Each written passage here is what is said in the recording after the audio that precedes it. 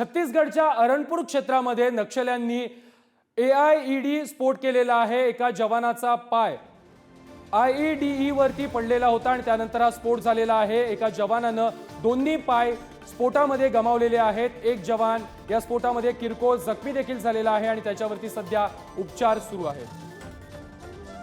या संदर्भात अधिक माहिती देत आहेत आमचे प्रतिनिधी आशिष अग्रवाल। आशिष, काय अधिकची माहिती आहे?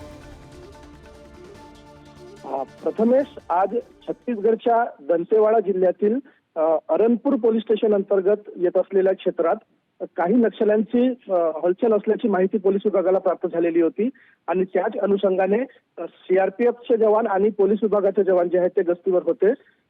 नक्षल विरोधी मोहीम राबवित असताना एका CRPF बटालियनच्या जवानाचा पाय जे आहे ते IED वर झाला आणि त्यामुळे स्फोट झाला। त्यामध्ये खूप जखमी झालेला आहे तो जवान आणि त्याचे दोन्ही पाय जे आहेत ते निकामी झालेले आहेत। तातडीने जवानाला जिल्हा रुग्णालय दंतेवाडा इथे दाखल करण्यात येत आहे आणि मुख्य म्हणजे मागील एका महिन्यात 88 नक्षल्यांना कंठस्थान घालण्यामध्ये पोलीस विभागाला खूप मोठे यश आलेले आहे। त्यामुळे आता नक्षल जे आहे कुठेतरी बॅकफुटवर गेले का अशी चर्चा सर्वत्र होती, परंतु या IED ब्लास्टमुळे आता परत एकदा चर्चेला उधाण आलेले आहे। प्रथमेश, नक्कीच धन्यवाद आशिष, तुम्ही दिलेल्या सविस्तर माहिती संदर्भात। छत्तीसगडच्या अरणपूर क्षेत्रामध्ये नक्षल्यांनी IED स्फोट केलेला आहे।